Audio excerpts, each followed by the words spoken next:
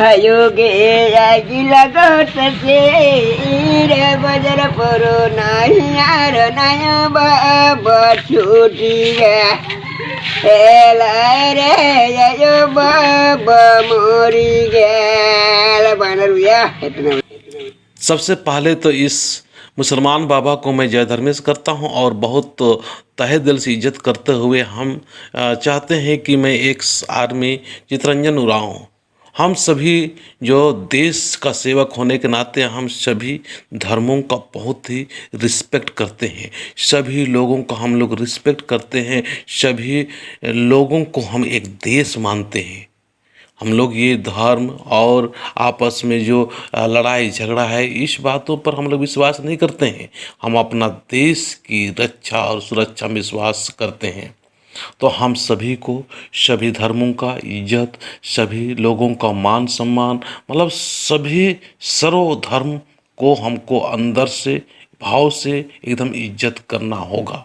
सभी में अच्छाई और बुराई दोनों ही है, लेकिन हमको अच्छाई को देखते हुए, अच्छाई को स्मरण करते हुए, अच्छाई को पकड़ के हम लोग आगे बढ़ते रहेंगे और सबको एक दूसरे से गले लगाते हुए हम प्यार करेंगे।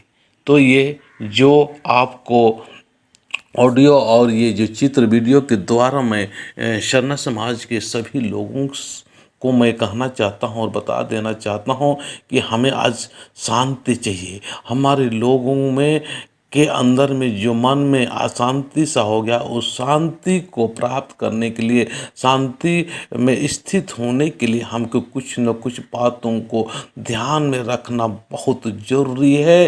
तभी हम लोग शांति से, प्रेम से, अच्छे से और सुंदर से अपना जीवन को खुशियों से भर सकते हैं। पारिवारिक जीवन में और सांसारिक जीवन में रहते हुए कैसे हम सुख और सुंदर भाव से हम अपना जीवन को व्यतीत कर सकते हैं और हमारे आसपास जो रहने वाले उनके ज़िंदगी में भी बेहतर हो। तो ये मन की शांति से बढ़कर दुनिया में कोई बड़ी दौलत नहीं है। मन की शांति से बढ़कर दुनिया में कोई भी बड़ी दौलत नहीं है। सचमुच लोगों के पास में कितना धन है, दौलत है, संपत्ति है, फिर भी मन की शांति नहीं होती है। बहुत सारे लोगों के पास में बहुत सारे जो हर कुछ जो चाहिए वो है, लेकिन मन की शांति नहीं है। इससे आपको प्रतीत और ज्ञात होना चाहिए कि जो वस्तु है, जो सामान है, वो आपकी सुविधा के लिए है, लेकिन मन की शांति के लिए हम सरना समाज के लोगों को सरना में आना होगा और सरना में आके हमें इस बात को समझना होगा कि सरना में आके शरण होके हमको इस प्रकार के ध्यान वगैरह भी करना जरूरी है। धर्मेश का स्मरण करना जरूरी है।